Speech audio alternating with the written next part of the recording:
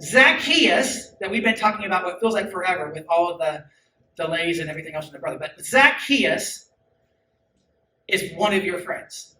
Zacchaeus could be, likely is, I'd be shocked he isn't one of your friends already. You have a friend that isn't named Zacchaeus. I don't know a living Zacchaeus.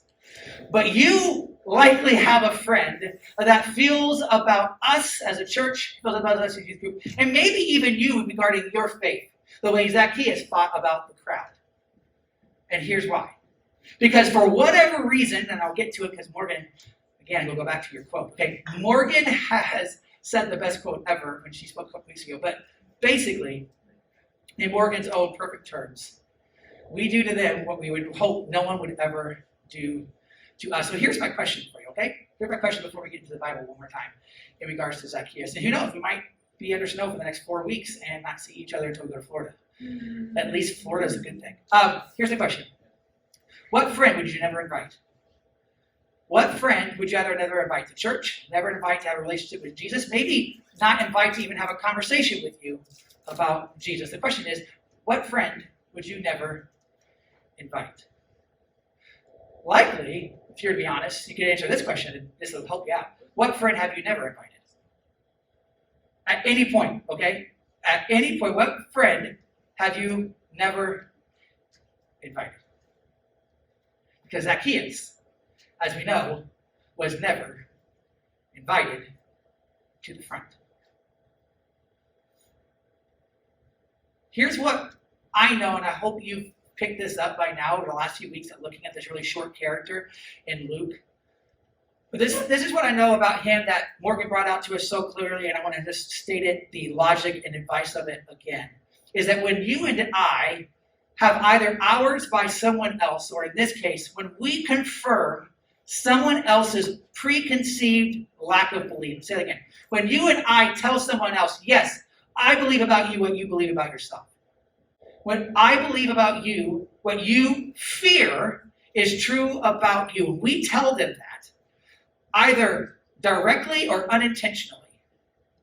Either directly or unintentionally. When we confirm what they already believe about ourselves in her own terms, basically, what is confirmed, we believe must be true. In other words, I want to say, take it to the next step. Just like Zacchaeus, who knew why. I mean, look at the story of Zacchaeus. The crowd did everything they could to remind him, even to the extent where he is walking down the street with Jesus. The crowd went out of his way to remind Zacchaeus, hey, dude, where are you going? Why are you taking Jesus with you? Why would Jesus go with you? To that extent in the story, Zacchaeus goes out of his way and tells him. The crowd goes out of the way and tells Zacchaeus, why are you going over there? We don't believe that about you. Zacchaeus knew it because the crowd confirmed it. So I ask you again, who would you never invite? Who have you? I could give you a long list of my friends back from high school. I'm embarrassed to admit this, but it's true. That I unintentionally labeled Zacchaeus. And in so doing, what I did was confirm for them what they believed about themselves. In fact, let me say it even more dramatically. I confirmed for them what they feared may be true about themselves. And I said, yes, it is. And this is what they did. They interpreted, and maybe they have already done this, interpreted our confirmation as condemnation. Let me say that as a lot of shuns together. So let me say it again. Okay. They confirmed our confirmations. They interpreted our confirmations as condemnations. Let me say it this way. If they had a belief about themselves, maybe you have friends, and I hope you do, that want to believe that Jesus loves them. That the life that you live before them, that they see in you that says, Jesus loves me. When they go, you guys come back from devotion by the ocean in a month, and you tell them about your amazing experience, because I hope that's what it is for you, because I'm praying selfishly, it is for me. That the phrase, by the way, is diving deeper. That's what we're going to be looking at. That when you come back from that, and you talk about it, that they believe, at least have a little bit of a hope that it's true for them. But they fear that it might not be. That this Jesus thing, that this Jesus guy is not for them. And when you and I unintentionally maybe go down to the very basics of our relationship with them and even don't invite them, just like Zacchaeus, we are essentially telling them how silly of you to believe that about yourself. I mean, up to this point, we've been talking about how we might be a Zacchaeus. I want to bring up the reality that potentially, like my best friends in youth group were, to me, that we can become the crowd. So let me tell you a story about myself. You probably picked this up, but I'm not the most confident individual on the planet. I'm competitive. A little bit. I was looking for Hannah. She said it, yes.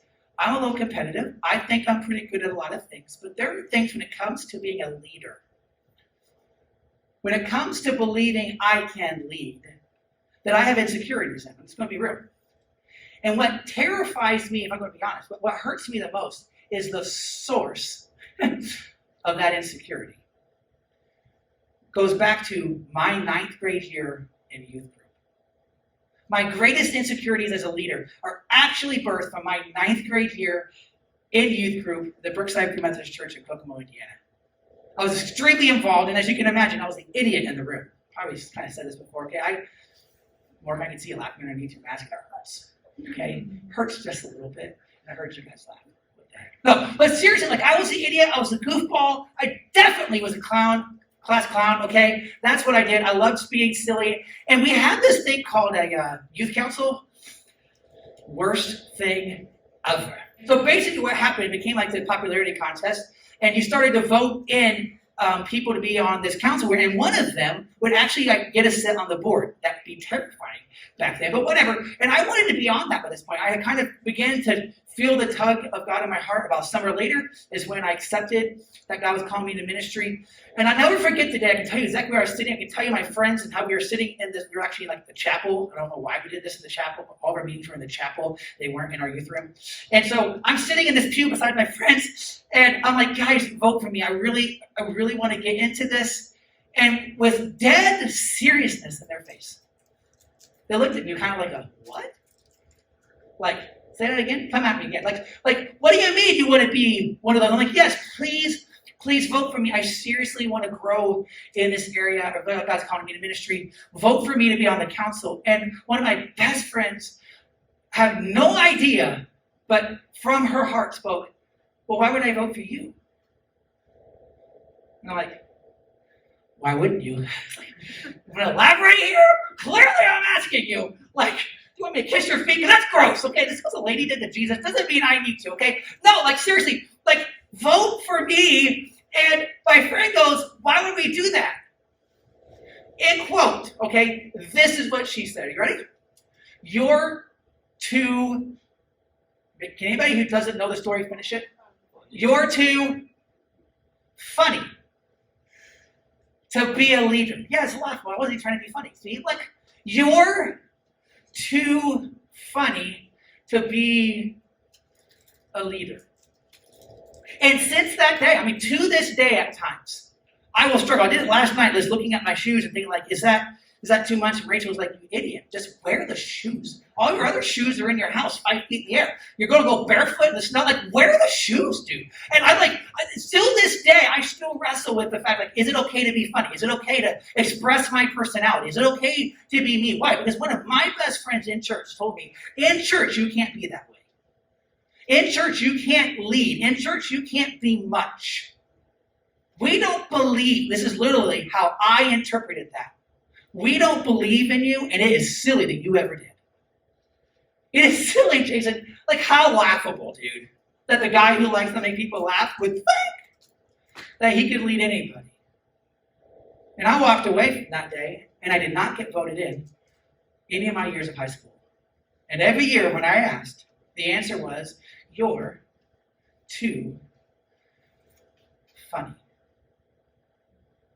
You're too funny to be taken seriously. You're too funny to lead. And to this day, people that I now, which is interesting, being the conference youth director, help lead, give funds and resources, and inspire to, are the same ones who said, Jason, how silly of you to believe that about you. And here I am in front of you, hopefully portraying the fact that Jesus didn't believe in me that way.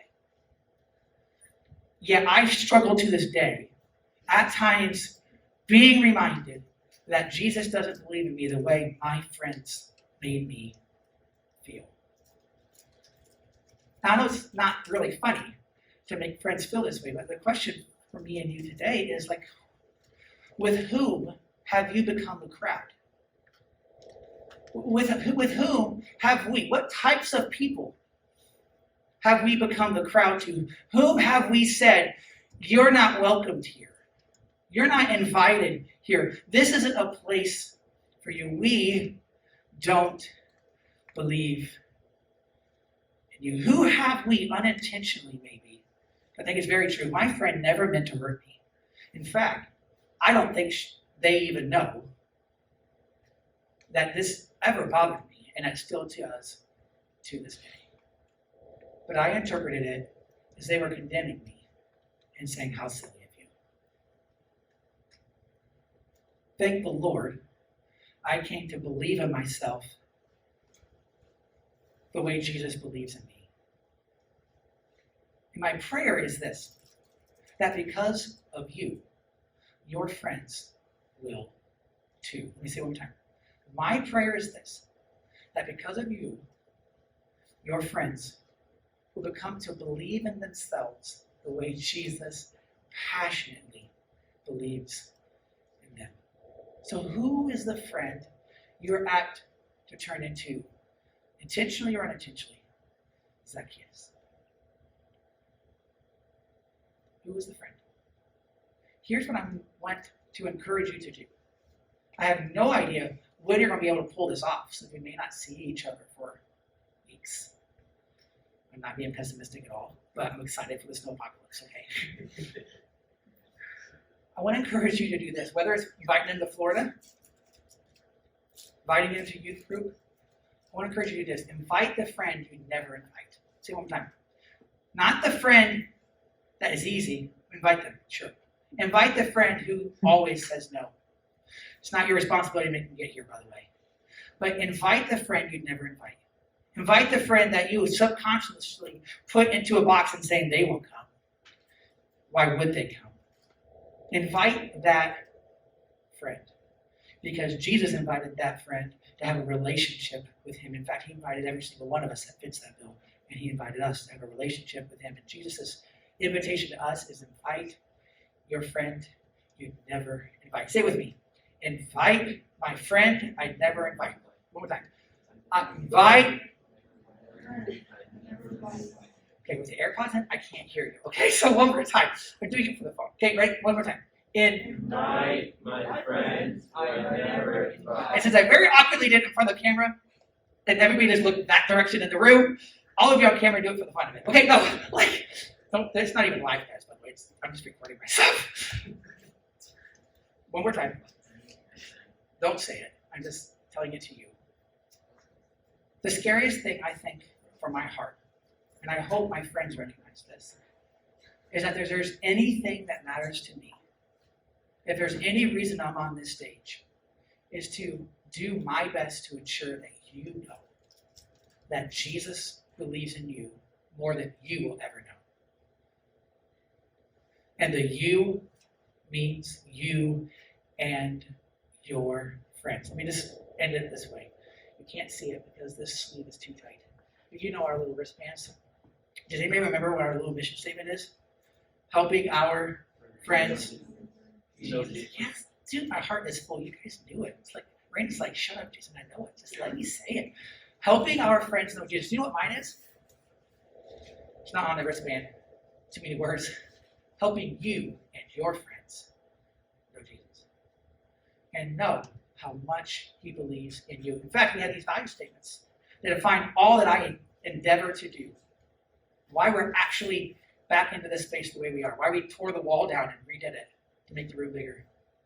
Because I want you to know you belong here. I want you to know that Jesus believes in you, and you should believe in yourself. Everything we do hinges back on that phrase. So invite the friend you never invited.